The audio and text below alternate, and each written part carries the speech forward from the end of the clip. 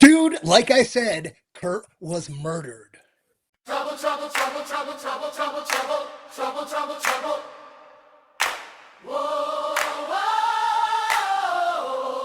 whoa. Trouble, trouble, trouble, trouble, trouble, trouble, trouble, trouble, trouble, trouble.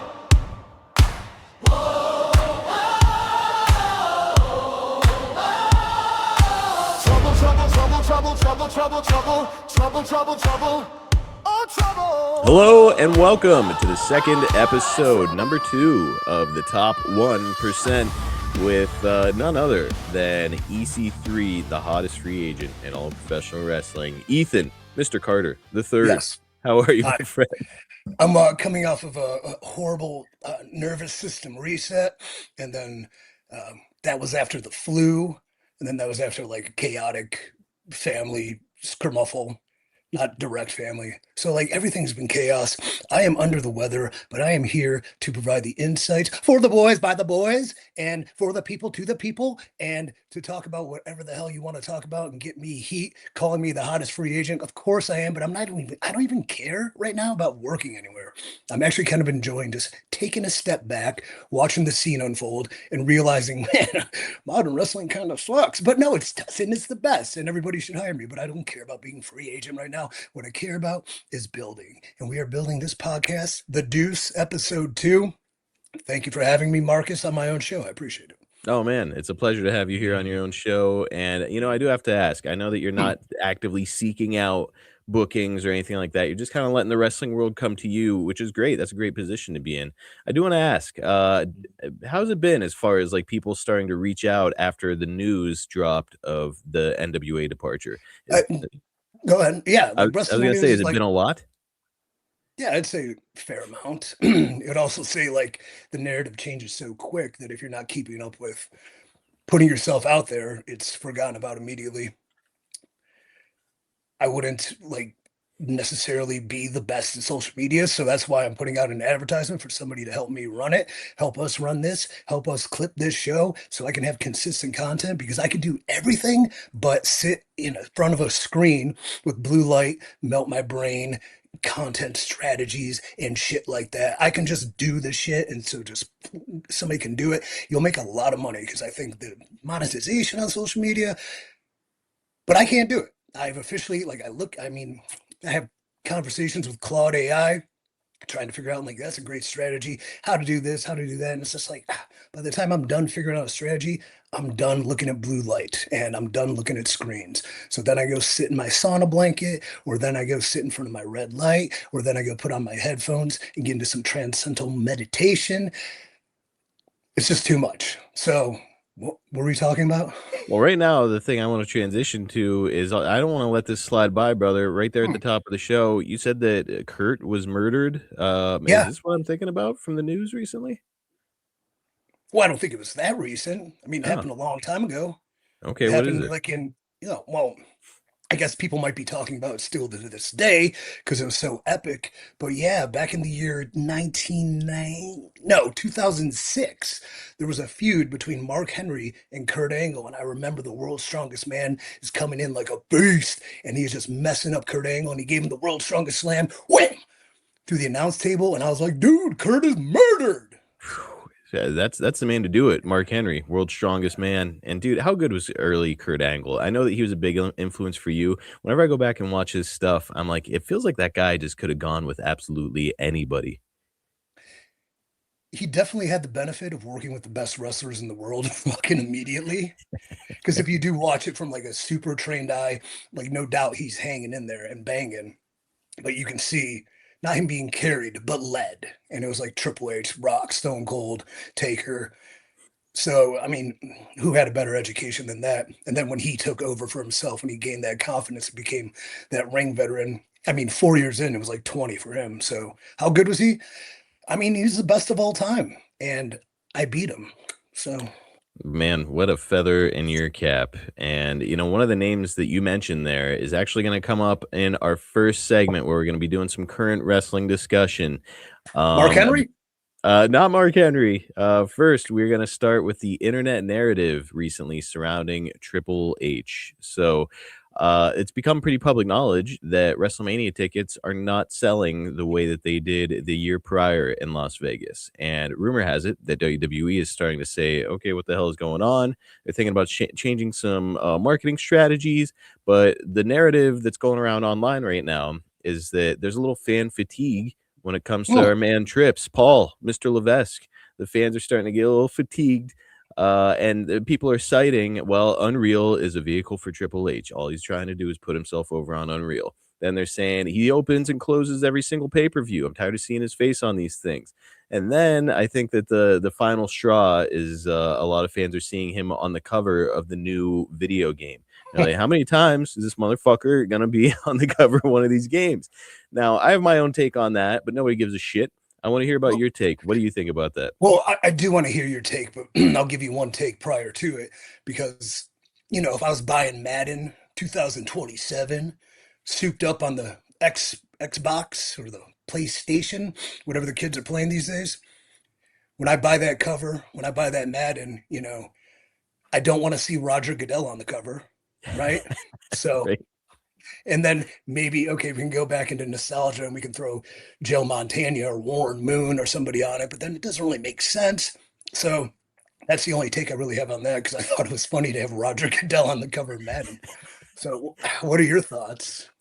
Granted, You we know, are, you have recently been an extra, and I don't know that how is much you want true. to stir the pot, but this is the discourse, and the way I look at it is that people want to be talked about, and there really isn't any bad publicity. So maybe it's part of the game. Oh, if you will. Well, look, I was recently an extra, but that doesn't mean I'm gonna guard my takes. With kayfabe, I probably am, but no, I'm just kidding. Really, how I feel about it is what it reminds me of is how fans used to complain about early TNA and Jeff Jarrett. They would say, "Well, God, Jeff is just putting himself over. He's always winning the belt. He's always in the main events. Like, why does this keep happening with Jeff Jarrett?" The reality of that situation was that Jeff Jarrett had one person that he felt he could consistently rely on that was Right. there, and that was Jeff Jarrett. I think Cornette talked about that Yeah, recently. okay. The new one. Yeah, actually verbatim on the new whatever the secondary show is. I don't even listen to his Talked about stuff, that. so he was saying the same thing, that Jeff Jarrett knew that he could only rely really on himself, and that's why he's like, "Of course I'm gonna put myself in the main event picture because I know that I'm gonna be there the next week." Yeah, and I can see that, and I can also see as you're starting something new, stars draw. Stars are the vehicle, and to make new stars takes time. So sometimes, I mean, it sucks. I book myself in Exodus, all right, and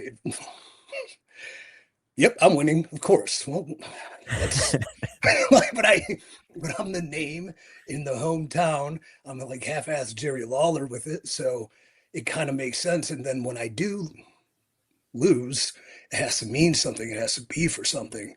So you don't want to throw those away too.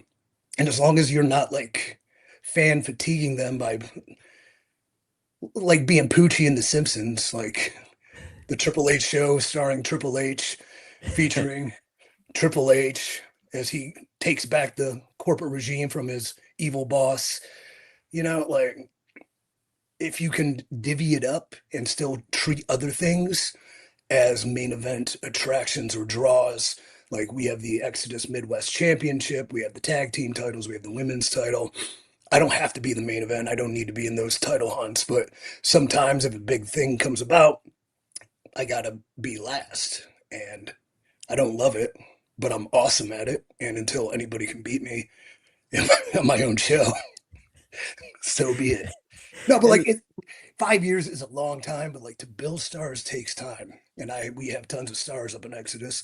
Pretty Boy Smooth. We talk about Dante Casanova, how we built Carson, Slime Balls, Tiffany Nieves, but it wasn't on day one.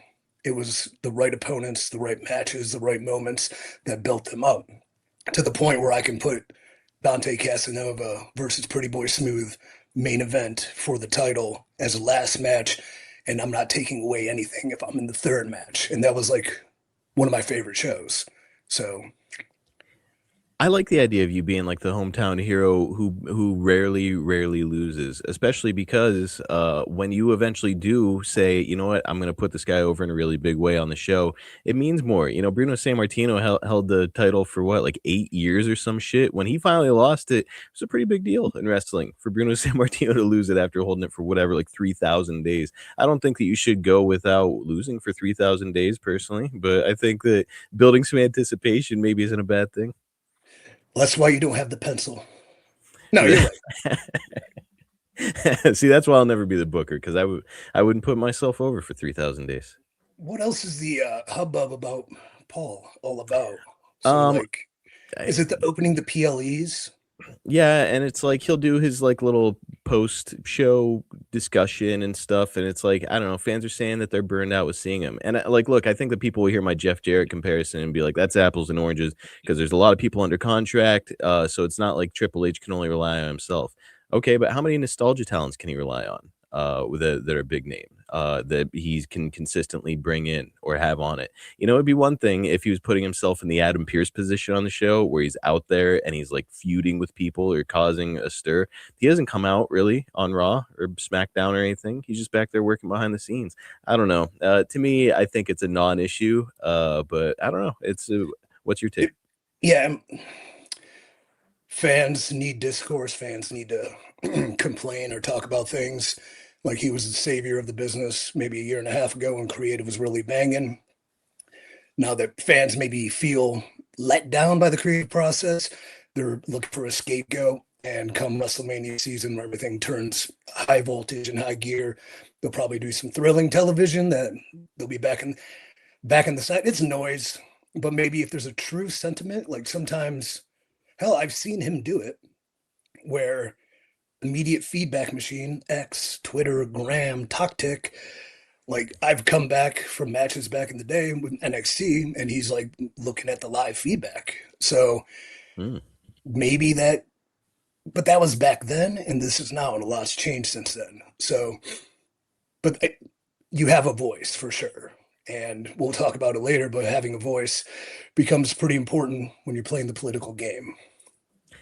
That's gonna be a nice little teaser for what we talk about later. Now, and you referenced my next question, which is perfect. I've got to ask. You know, you were around the man quite a bit. Now, obviously, the circumstances were different. He was running NXT as opposed to running the most powerful wrestling company on the face of the planet. However, you know, same human being. What were your personal experiences like around Paul? Well, there's two runs. I'd say the Derek Bateman run was I was insignificant naval lint. Like I was just, you know, we were the dipshits on NXT. Nobody wanted us. Nobody cared about us. It was almost the point was booking us to look idiotic. The fact we got more heat for leaning into the idiocy. Johnny Curtis, Brodus Clay, aka Tyrus, and myself especially actually made really bad television sort of decent, and Mhm. as opposed to hey, way to take something and run with it, it was more so how dare you try to succeed. Whoopsh. But he was not office at the time. Well, he was office but not this position of office. But Mhm. I do remember this. So we are talking about Mark Henry. So long story short, I was asked by creative, from orders of VKM, to think of sort of Saturday Night Live level skits that they can air as like sort of cold promos, funny, like what's popping in Saturday Night Live land, blah, blah, blah, blah, blah. And I was sitting with my friend John, and we were talking about some ideas, and I kind of like came up with one where, dude, Anchorman was funny. Remember Sect Panther cologne? Hell yeah, I do. What if I'm testing out a new cologne, spray it on me, and then John will go, yeah, and you walk by and everyone throws up on you. I'm like, even better. So what does this cologne need to be? And then we were thinking about like dirty gear bags and like what's just got to be rank. And then it's like, oh man, what about the world's strongest scent? And it's Mark Henry perspiration bottled as cologne. So Mark Henry, after throttling a gigantic amount of weights or just dumping people, is like extracting perspiration from himself to bottle this cologne. So then I write the skit up, and the creator's like, "This is hilarious. Oh, we're gonna love that. Can't wait. We're filming it Monday." I'm like, "Hell yeah, let's go." And I get there Monday, and they go, "Vince changed everything. He thought yours was really good, but he thought he could make it better." And I went, "Oh fuck, oh shit," because there's no way it's gonna suck balls. And then it became what it became. The world's strongest scent clone, Derek Bateman. Look it up. Just a dreadful, unfunny presentation of just out of touch boomer comedy where I'm being coached by Vincent Kennedy McMahon to, like, when I'm shooting this awkward, weird thing, him to make faces like you're smelling a big old shit. And I'm like, so I have this stupid fucking lab coat on, spray the thing, and then it's kind of humorous because Mark Henry's voice comes on with music going over all the crazy shit that takes place if you wear this cologne, and then whatever, it fucking bombs. And so the next day we're at SmackDown. I'm hanging out by the ring, and here comes Paul. And I go, "Hey, sir, how are you?" He's like, "Good." "How does it feel to have one of the worst segments in Raw history?" And I, out of nowhere, dude, I was just like, "I'm glad you asked, because considering Little People's Court aired a couple months ago." And he's like, he didn't like being got, but he like couldn't help but appreciate it, but also probably, "Oh, you're fucked now, buddy." And that was the end of our run there at that NXT. So if What you do you need to think the watch a really bad segment, Little People's Court's right up there with the world's strongest scent. what do you think the end game, like if that went off without a hitch, it's a great segment, everybody loves it. Where do you go after World's Strongest Scent? Like is that part of your gimmick now? I Well, then I kind of pegged myself into a corner being sort of the Andy Samberg of the WWE, which, I mean, it's a spot. And if you're not going to be pushed to the moon or someone's kid, like, get your spot, settle in there, and hopefully take it from there.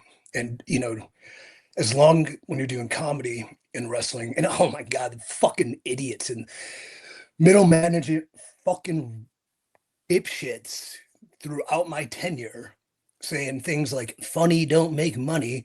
I remember getting into an argument with one of them. "Well, funny don't make money." I'm like, "Kurt Angle's three eyes is pretty funny." Like, "Yeah, but that's different." I'm like, "Edge and Christian 5 second poses, well, pretty funny." Like, "Yeah, but they're different." It's like The Rock, Poontang Pie, pretty funny. He's like, "Yeah, yeah, yeah. Stone Cold saying what was pretty funny." He's like, "Okay, but that was different." And I'm like, Why? "Then why?" Why, sort of like they're being presented one way, but they're allowed to be entertaining in another. And now So you look at R-Truth, who's had a spot there forever. yeah, He's pretty funny. hella funny. So there's definitely value within that realm, and like you just got to get your foot in the door. Would you rather be the comedy guy on the highest rated wrestling show in the world, or nobody? If you were being a wrestler, well, take that and then hopefully make something of it. So Yep. if that happened, I did have like six other ideas. Oh God, I wish I could remember them. Think of any bad movie from 1993 to about 2008, and probably a parody of that. But yeah, if that would happen, who knows? But everything happens for a reason. Now, before we move off this segment, my last question is, you are now at the helm of a wrestling company yourself, and Oh yeah, wait, real fast. I'm oh sorry, yeah, because now I got to put it back over just in yeah, yeah, case, because we're politicking for jobs. I yes, mean, because Paul is a great leader. No, but no bullshit. Second run in NXT, like, really was a very strong leader, and I had a great respect for being able to collaborate with him and talk with him and ideas and how he put his heart out there, especially like doing guys' entrance and trying to build stars. Like, that kind of motivated me for what I'm doing now too, is like watching him really take people on into like presenting them like stars, because that was a problem the WWE had, was making new stars, making them in NXT. Then they go to the main roster and everything goes to shit. But like, they're ready-made, handed over stars that if are pushed not the same way but in a similar way, will probably get over and make the company money. But that second run, I learned quite a bit from him. And one of the more important moments of my career came at a takeover.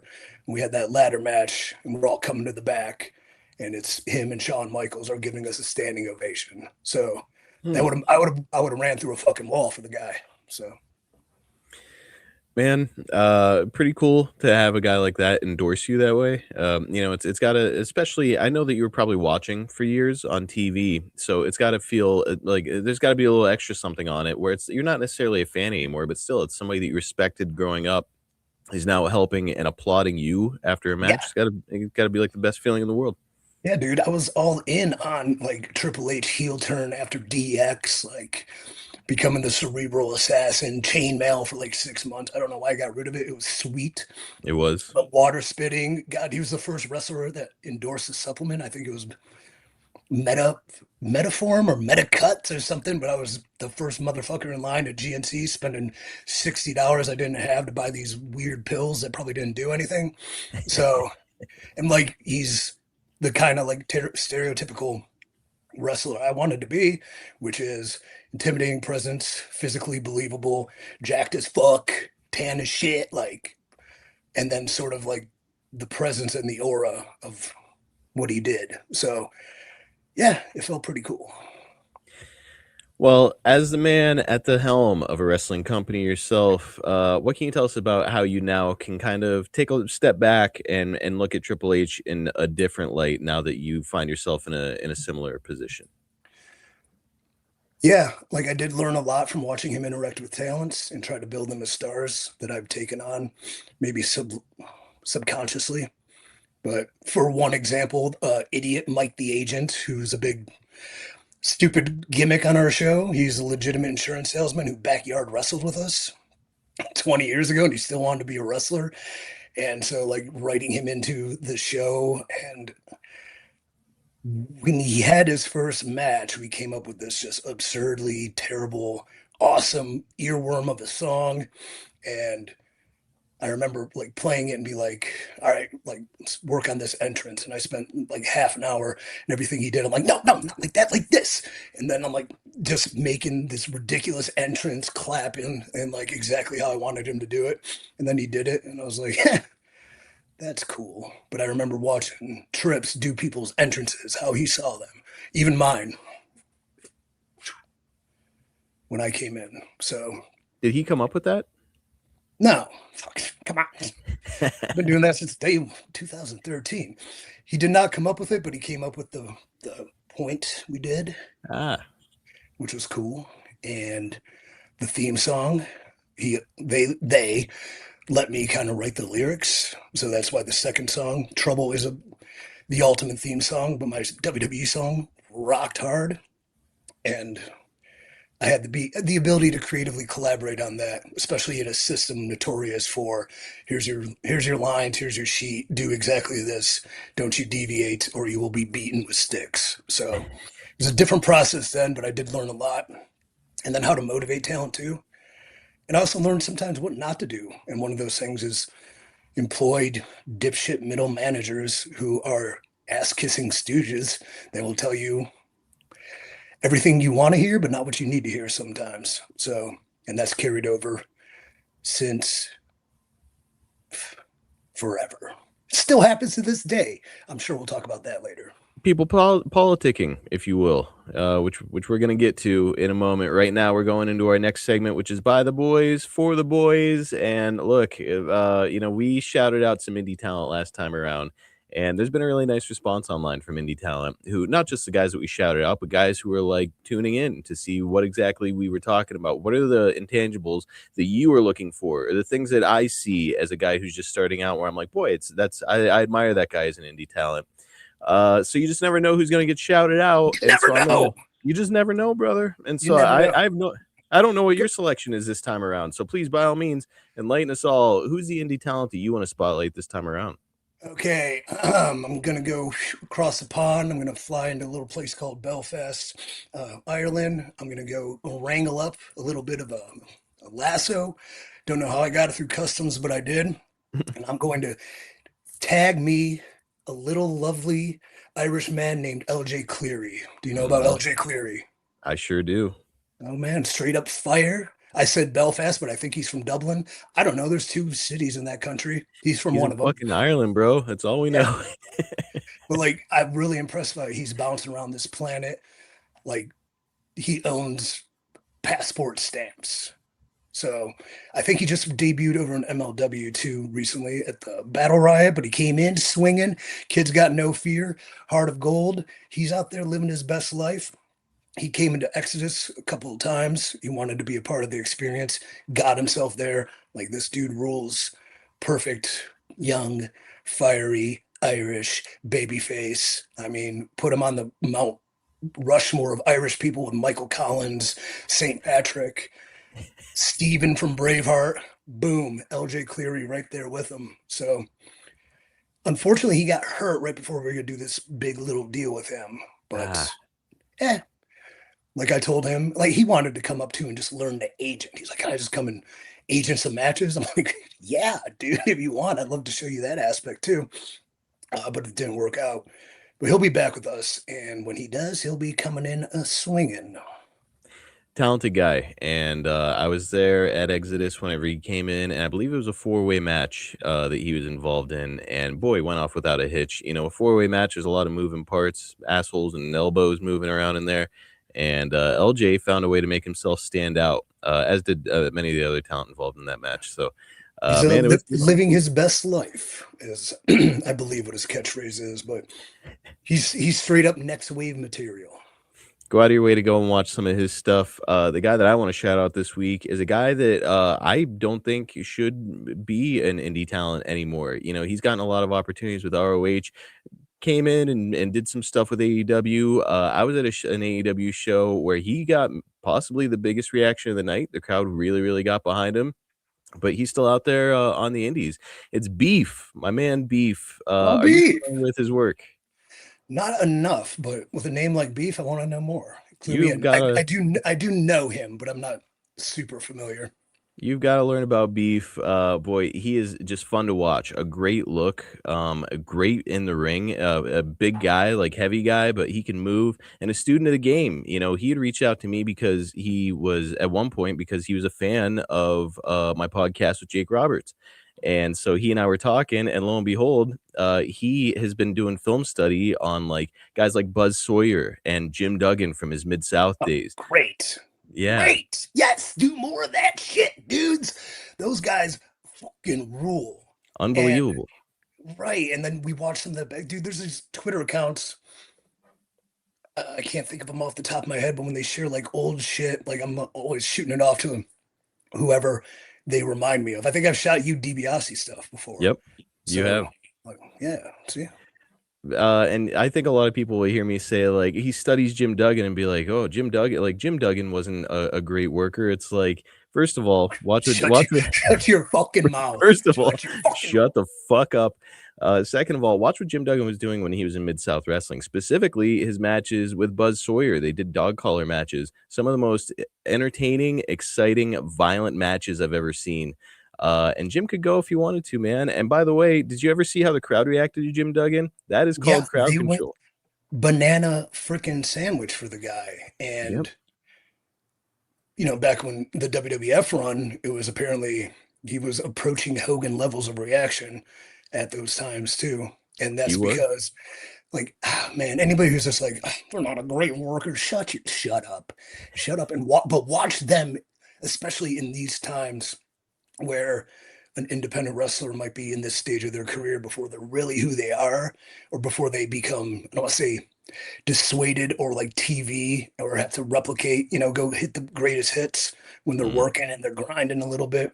You'll take so much awesome little nuances and material, like Duggan especially, fucking rules. I've never seen a better brawler in pro wrestling than Jim Duggan. So go out of your way to watch old Jim Duggan and go out of your way to check out LJ Cleary and our man Beef. Those are our two indie spotlights. You just never know who's going to be brought up. There's a couple local Pittsburgh guys I have in mind here coming up too. So stay tuned, gang. Oh man, I had the flu, right? So you know Oh what I yeah, did yesterday? what'd you do? Between the 37 evacuations of my multiple systems, I watched The Pit Ah, okay, on I've heard about it. HBO. 15 episodes of the first season. There was some obnoxiously lame propaganda, but there was some really good storytelling and character development and kind of like infatuation with the process of what an ER would look like for real, even if it is, serialized a little bit, but it's pretty good. So recommend it. There you go. But There's a little. Go yeah, ahead. it's based in Pittsburgh. So I was also watching for how many times they reference Cleveland, Youngstown, Erie, and East Liverpool, Ohio. And Cleveland, I saw 3 references, Youngstown 2, Erie 1, 0 for East Liverpool. Ooh, Hoping season 2 changes that. how many Permane Brothers references did you get on there? They had Permane, so the whole season is an hour in the hospital. So it starts at 7 a.m. and it goes to something like 15 episodes, but it's continuous. So it's one day. And they had Permane Brothers for lunch. So one. I knew it. I got to put over Permane. And now it's time for us to do the wrestler question of the week, my favorite segment, because this is where I get a little bit of an education. Actually, CJ Sensation, who we referenced on the last show, told me that he listened to it, and he said that he found your take on getting, or basically the shine being the reaction that the babyface gets when we're screwing with the crowd before the match. He was like, "That's brilliant." Because it is the shine. So put you over there. So let's see what you can Yeah. teach us this week, brother. CJ, hell yeah. And he gets it. And take that Duggan example and let's put it to this. Like, say they're filming Saturday night's main event back in the day, and Duggan match has 5 minutes. Does he need to go in there and hit a bunch of tackles and scoop slams? Or if, like, doing live TV, clock's ticking, he hits a big old, whoa, shit, we got to go, man. Just get on him. He's already over. Bap, bap, bap, bap, bap. Save it for the back end. Send him home happy. And I've seen that formula, that exact description that you just put out there. I've watched a lot of Jim's stuff because I do a podcast with Jim. So I've seen so much of his work. I've seen that exact formula like 100 times. And like the other thing that Jim would always do is like they want to send the crowd home happy, but maybe Jim's got to put somebody over. Whenever that happens, Jim winds up grabbing the 2x4 and coming back in the ring. The guy bails out. Duggan raises a 2x4. The crowd comes up. Everybody's happy. It's like it can be simple if you want it to be. Yeah. One episode, we're just going to talk about simplicity. I would love that. Steve Jobs. I'm reading Steve Jobs' book back in the day, and just like the way he spoke on simplicity, I'm like, oh my God, this is wrestling, except it's changing the world with electronic devices that are corrupting our brains and totally, here's AI and we're all fucked. But simplicity is what built the iPhone. And yeah, it can definitely work within wrestling. Love that. And I would love to talk about ways that people can simplify what they're doing in the ring, myself included, because a lot of times you get in your head and you're like, I don't know, I feel like I need to be doing more right now. Not always the case from what I've found. All right. So this week's question, we want you to educate us on this subject. So we as independent wrestlers hear all the time that closed mouths don't get fed, meaning if you don't speak up or politic, you're not going to be able to progress, or you're just simply not going to get the spots that you want on a card. But when is it too much? What are the best practices for politicking, quote unquote, or talking to the office? Or how do you avoid overstepping while still standing up for yourself and positioning yourself properly? Whew. Lot to unravel there. I think the first thing I'd like to do is break down the term politicking, right? Mm-hmm. So what is politicking if we take it from the perspective of politics, right? Politics are you are trying to convince people that you are the best person for the position, right? Yep. So like, though it has a stink on it from wrestling, it's not necessarily dirty. Politicking isn't necessarily evil. It's just more so how it's done, when it's done, if it's done proper. So it's almost like politicking is maybe the negative connotation, where positioning is the necessary way to look at it. And I never heard that indie saying, but I do know this from experience because booking, like we were talking about Exodus beforehand, and I'm like, not forgetful of what's available and who's around and what are the assets, but if it's not immediately in my attention, even if I've discussed things in the past, so much happens that it's not purposeful, but it can't escape me. And then oftentimes I think independent talents will think, well, I stated my case, I set up what I'd like to do, and they were very on board. Their immediate grasp is like they leave that conversation thinking about themselves, while myself or whomever would be the booker, the promoter, the creative genius, the head of TKO and WWE, you know what I mean? Like they immediately are onto something else, or somebody else is doing the exact same thing, where it becomes a clouded mess in their mind. So there's oftentimes I'm like, oh man, that's a really good idea. I like that. And then it's like, follow up with me. Okay, months go by. Hey, are we doing that idea? What idea? The one where, oh, dude, well, no. You said we do it in March. Okay.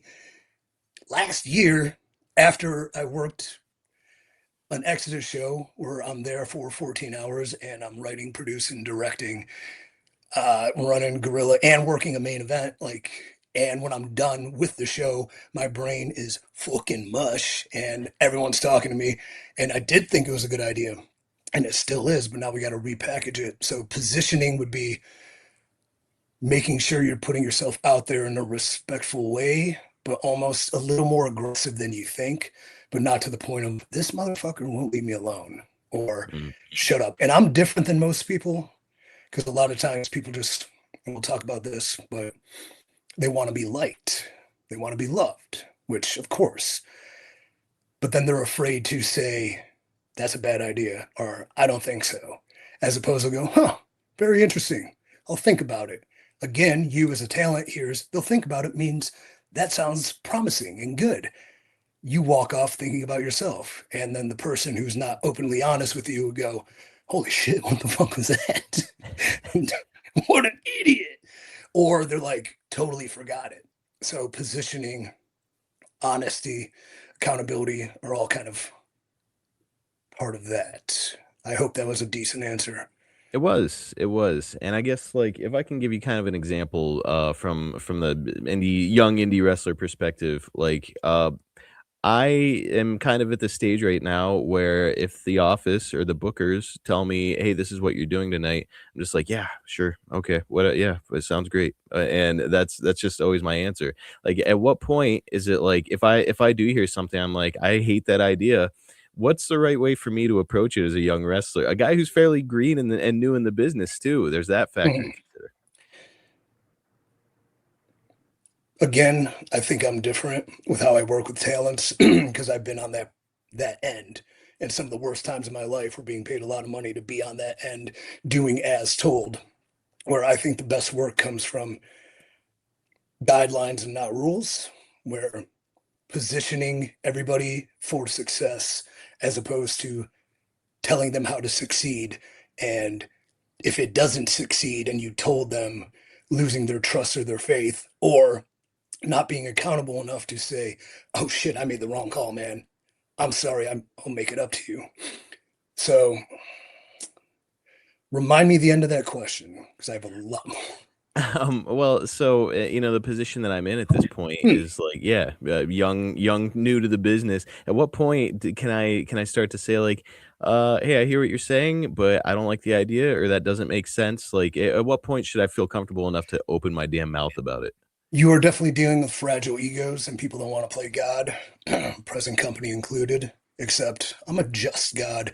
Most of these guys don't have God mode anywhere in themselves. They have no T-Rex DNA and shit like that, like I do. They're not hailing from Mount Olympus like I have. They're not bronze, sun worshiping, balls out, demigods like myself. They're just kind of dudes. They're whatever. So they're going to have fragile egos. I don't have an ego at all. But to tell them, oh man, that sucks, means they're like, well, fuck you. And Mhm. then how do you, I'm writing this book, right? And when we were talking about doing this today, I went back through some of my archives on this gigantic fucking chapter I wrote on politicking, in a sense, but mastering the art of inception. So more often than not, a promoter has, I don't know, 8 matches, 7 matches, nine, 6 segments, whatever, that they want it to be easy and they want to make sure that they put you can deliver in the position. So sometimes that comes without the caveat of being, man, I don't know, this sucks. like do your best while you're kind of earning their trust and their the rapport. But eventually, instead of saying, I don't like that idea, have alternatives ready. Because a lot of times people, when they pitch creative, they have one track minds on where it's going. So having a plethora of like options in your back pocket, or the art of inception being talking to that promoter, retaining the conversations you've had, saying things that maybe they didn't really say, but you said they did say, like going to the extent of like, oh, remember like 6 months ago after the end of the Exodus show, you said it'd be really cool if I like started like hitting people with the glove and winning all the time. And I went, yeah, did I? Yeah. I mean, maybe, yeah.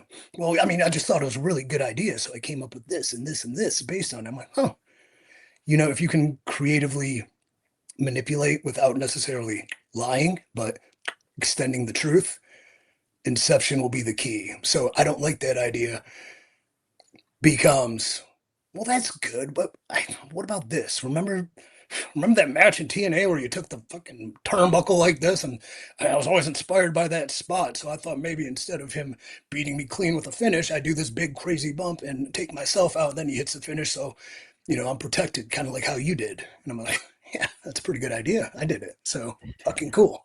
Sure, man. That sounds good. Thinking like that, I'm always down to discuss options because what I do would be guidelines over rules. But you might not have that leeway with everybody. But I think if you can creatively discuss options without saying no to disable their fragile egos, you're going to have a better chance. A little bit of rapport helps, though. So keep building that. I like it. Okay. So, hey, fair enough. I think that that's a good answer. And it's something that I guess, I've heard I can't remember who I heard say it in a shoot interview. It might have been Scott Hall, but it said something to the effect of, like, hey, I'll do whatever you want.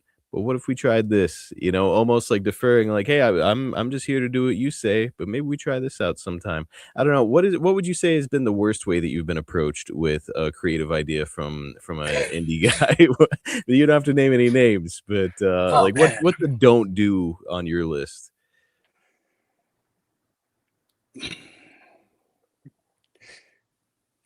Whew. I mean, first off, independent contractor, hired assassin. I'm a mercenary right now. So I am kind of at the behest of if you have paid me in full, that I'm going to give you the best that I can. And I'm going to take your idea, whatever it may be, and at least manipulate it in a way that I can quote, and this is reality, protect what I built and the brand I built. And if I'm a TV guy who's undefeated on television, no, I can't come in here and lose to your champ clean. But I can put him over. He can beat the shit out of me.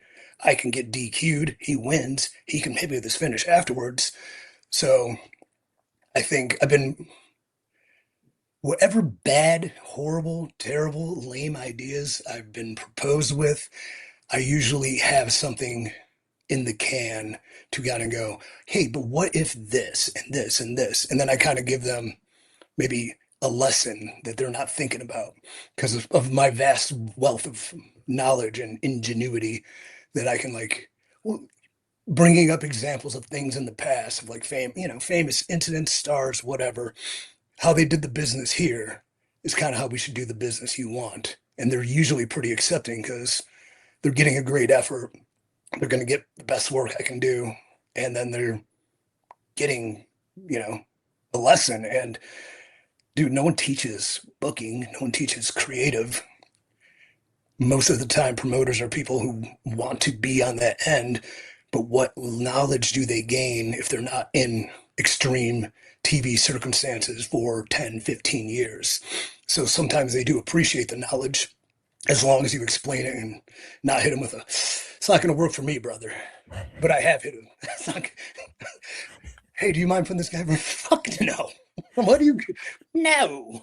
Look at. Come on, really?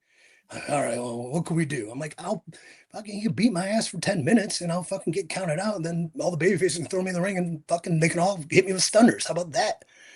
Or if I'm doing the favor on an indie because I don't give a shit, Well, I give a shit if you're positioning as a baby face. As a heel, I'll get beat like a fucking drum because bad guys should lose. But Mm. okay, the best I can do is this, and it still puts him over clean. But perhaps I get into it with the ref and give me your like favorite ref and do some Earl Hebner Triple H shit. Something, something, something.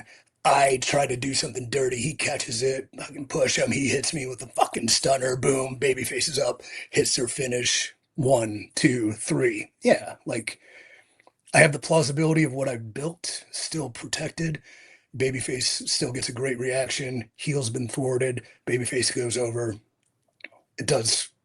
It works for everybody. So there's workarounds. Like there's ways to make sure that everybody gets to leave satisfied.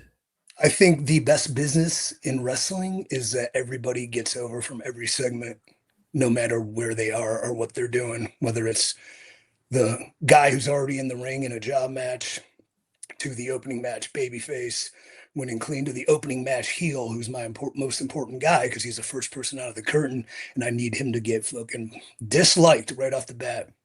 So wins and losses do not determine who's over. Stories told and business does. Business done does determine who's over. And if you do this shit right, every person should be more over that was on that show than before they walked into that building. Well said. And a good way to wrap up that segment before we get into our final segment, it is tips, hashtag tips, the top 1% shit. So, all right, this is your time. Enlighten us, my friend. All right. So, do you know this quote? War is the continuation of politics by other means. Ever heard it? I don't think I have. Oh, Karl von Clausewitz, like military mind, 1800s. But what I wanted to do was like tips because you brought up politics, and I went back into my archives and I broke down Machiavelli's The Prince and how to utilize some of the aspects within pro wrestling. So I thought I would give you some tips I have from the master. This dude, Machiavelli, was so influential politically that they named part of the Dark Triad after him. So it's like yourself, your shadow self, and then your Machiavellian personality. So the guy got deep into the original like OG of politics. So when you have a gun, right? Let's say you got 6 bullets. I'm going to go through 6 political bullets via Machiavelli's The Prince, what I've learned from it, and what we're going to take away today. So bullet 1 is appear virtuous, but be calculated. So Machiavelli would say, everyone sees what you appear to be. Few experience what you really are. What do you think of that? So everyone sees what you appear to be, but few see what you really are. So that means always be like essentially present people with the best version of yourself that or at least the version of yourself that you feel that is most presentable to them. But maybe play your cards a little close to the vest. Correct. Like if you're a locker room guy, right? Shake hands, give advice, teamwork, it makes the dream work. Sure. But like meanwhile, you're positioning yourself by working with the people who you want to convince you're the best person for the job, and not politicking, but positioning. It's a difference between this is why I think this would be a money angle that would draw big and get everyone over, as opposed to do this with me because that guy fucking sucks and he probably has child porn on his computer. Like that's the bad politics, which does happen. So okay, I came up with a few wrestling examples for these bullets, and I would say the one that resonated the most to me was Cody Rhodes, because I don't think anyone in modern wrestling has done bullet 1 better than Cody. He told his story so well, you'd feel guilty for questioning it, right? Want to finish the story. The return, all the bells, all the whistles, appearing virtuous. Is he? We don't know. Perhaps, but that appearance was so strong that if you're good enough at appearing virtuous and convincing people you're the right person for the job, you can finish your story. That was good. Good shit. And a great example. Now, what is bullet number 2? All right. Use cruelty quickly and once, then let someone else take the fall. So if cruelty is necessary, commit it all at once, and then you'll reign with stability. So basically, if you need to take power or a position and it's between you and somebody else, you have to inflict it fast and you have to inflict it hard, and you cannot leave room for them to breathe afterwards because they will grow resentful and come back and get you. So it's almost like putting it all out there, and it's kind of a tough way to look at it, right? Because like we're talking about positioning and doing politics in the right way, but then sometimes it might come between you and somebody else, and then whoever's willing to do that will win the day. So this would be a good one for you too, because I wrote down, here's the wrestling example I got. Imagine you're in a tag team. Then there's a call coming for singles gold.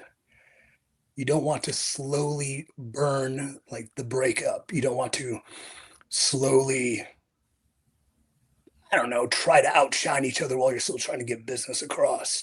It's kind of like whether it's an angle and the reality, one fell swoop, grabbing a guy by the head, throwing him through a barbershop window, then beating his ass and winning and going on to become one of the greatest wrestlers of all time, or you become the Marty, right? So that would be my example.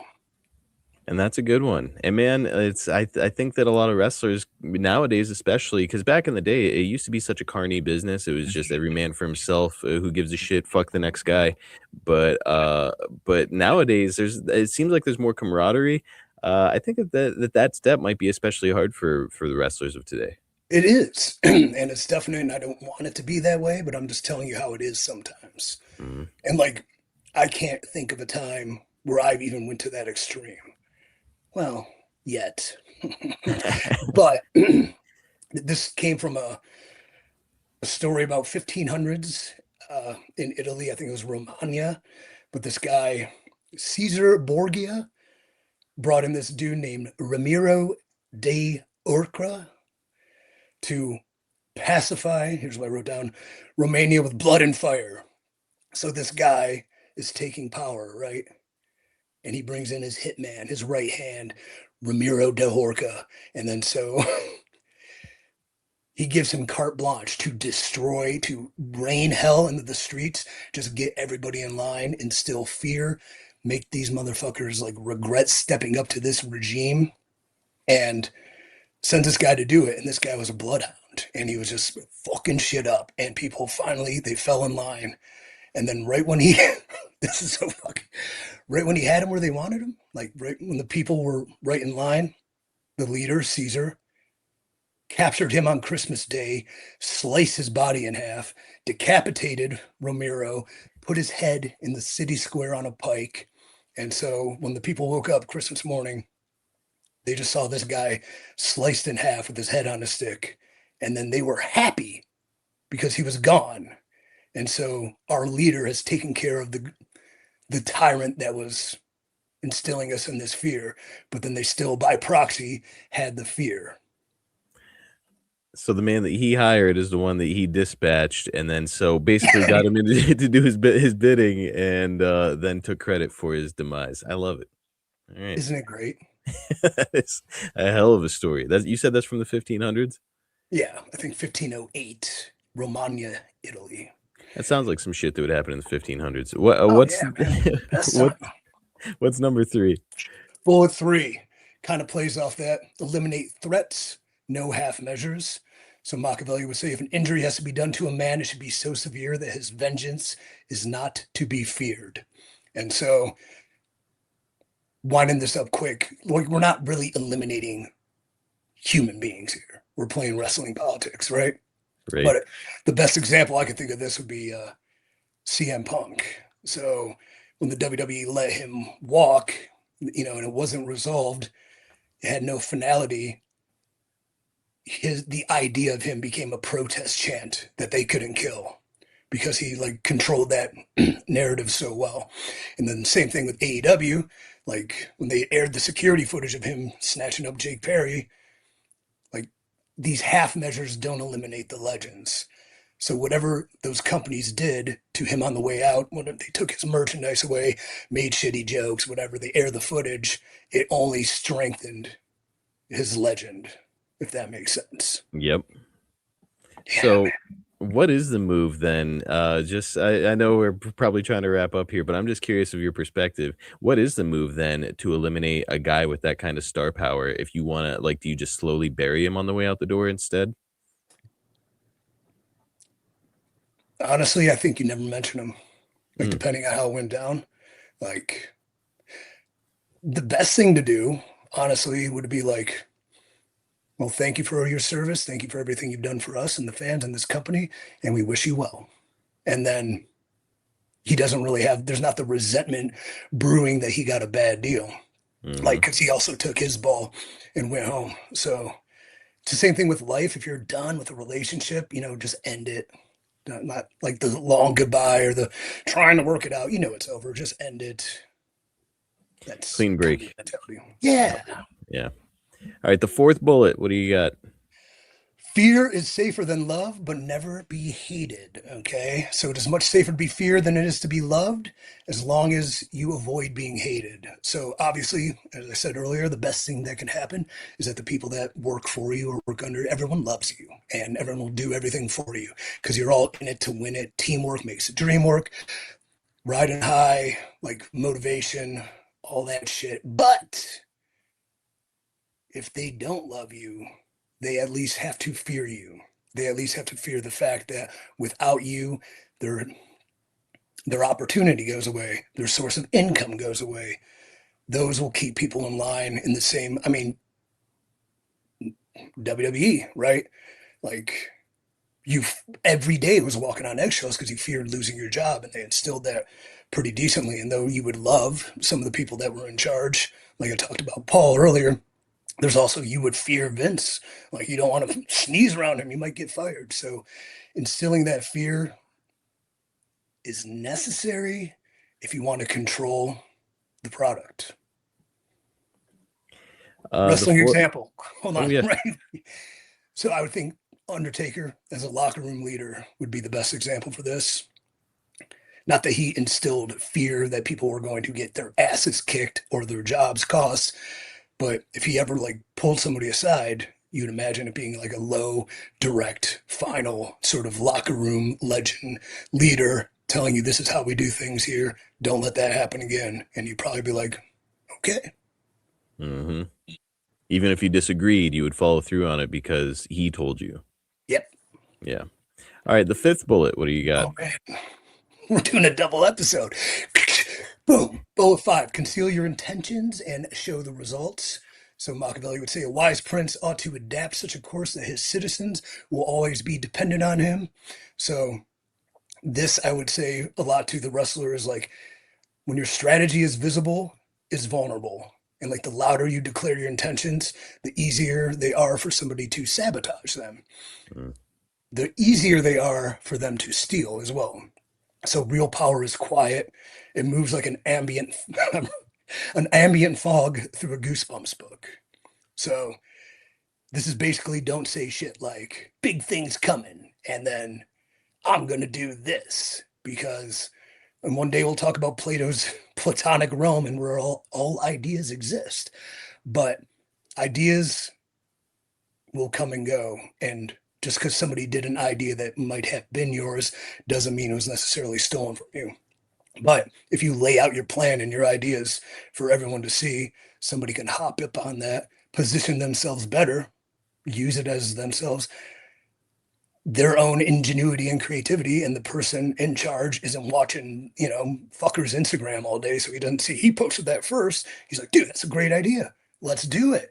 So concealing your intentions, but show the results. And my wrestling example would be Roman Reigns, probably in 2020. Like he left, and there was health issues and all those things and COVID, but he left. But he never came back with the teaser tweets. He never did like a hashtag. He was gone. He was gone in silence. And when he came back, it was what? Wreck everyone and leave. And it was the tribal chief. And then it was, what, 4.5 years as WWE champion, being the top draw of the bloodline. All of that came from his departure to his return without making mention of anything that is coming. And I thought that's pretty cool. So stay silent about your ambitions to kind of like essentially again it kind of a little bit goes back to the first bullet. Play it close to the vest. There's no reason to be kind of revealing too much of yourself out there, right? Yeah. Unless it's part of what you want to do, part of what you're building, like giving Easter eggs or like context to the story you want to tell. But at the same time, if you're going to like, I mean, this is a way less cool example because Roman had the best run, but EC3 and NWA, like the Overman idea, I was laying seeds to it via like promos and social media, but I did not clear it with anybody. I did not pitch it with anybody. I just knew when I showed up for my world title match with Tyrus, I was going to be this thing. And then I showed up in the building and I wore a mask so no one would see my face for the entirety because I was clean shaven and had the highlights and shit and the one blue eye. And like, we're already there. Like, I've already done it, you know? So I Hmm. did not like, I didn't give them anything and go, oh, we don't want to do that. We like this. Or, oh, well, if you want to do that, what if we did this? Oh, no, that sucks. Don't like that. Just show up and do it and don't kind of like reveal it. All right, the end of the segment here is the final bullet, the sixth bullet. What have you got? Build your tribe, take their land. So this is really big in how I promote too. Machiavelli, mercenaries and auxiliaries are useless and they are dangerous. So I like to look at there's two paths to creating something. You could be the architect of control or do you bleed to lead? So architect of control is like you build the people around you, you engineer their loyalty, and kind of in that fear aspect, you make their survival dependent on you. Or bleed to leave is you walk with them in the dark, you tell them like you would do everything you ask of them to do. You take the first hit, you earn it every day with them, which I did a lot with Exodus, like traveling with guys, keeping them in my hotel room. I'm comped, I'm covered, but I got 5 guys sleeping in my room. I don't need to do that, but like I'm gonna suffer for you guys because I believe in you, and then that builds eternal loyalty. Is there a way to be both at the same time? I think so. Yeah. Yeah. Yeah, I would say I control because I will build and engineer, like not engineer the loyalty in a scrupulous way, but like I'm a man of my word. And engineering loyalty is like giving people a fair shake, telling them openly and honestly what you think and what you think they need to do. And if you're in control of the thing, this is what I need to see to get it done. Whether that comes off as like demanding and controlling. Well, the one thing about anything we talk about within wrestling is that at the end of the day, somebody is paying us money to do a job or to perform an act, to be an independent contractor, whatever. So if you're going to accept that, you should accept what they're asking of you. So I can see it both ways. I definitely bleed to lead, but I'll engineer the shit out of people. That's kind of what we hear about Vince McMahon too, is that yes, he was that feared leader, but he was also like today, as we're recording, is the anniversary of St. Valentine's Day Massacre 1999. Stone Cold Steve Austin bashes his face off the cage. Vince takes a giant bump through a table to the outside. He's not going to ask anybody to do some shit that he won't himself do. Exactly. And my experiences aside, I did nothing there. So I never had that rapport or that relationship. But anybody I knew that did, Taker, Cena, or all those guys prior to everything that came out, looked at him like a father figure, right? Mm. So he would, and as many faults as he may have, I do believe he would not ask anybody to do anything he wouldn't be willing to do. And I think that goes a long way. The other wrestling example I had was Heyman, how he built ECW on what? Just belief. He Yeah. never promised money. He promised them meaning. Like, so he turned a bunch of misfits into an army. And when the flames rose too high, he kind of let them burn because belief can turn into manipulation. That belief he instilled in them. Well, one day he's showing up commentating WrestleMania and selling out to the evil empire because he has positioned himself to do that as well. So things you got to look out for. That's a great way to wrap up the segment and the podcast. Before we go, we've got to talk about what is coming up for EC3. Of course, March 20th, we've got Hold the Line. But look, I know that we said at the top of the show, you're not looking for ways that people can, you're not necessarily out there searching for bookings. You're good. Oh, I'll do So, indies all day. I'll do premier yes. indies. Yeah, sure. EC3 at exoprowrestling.com.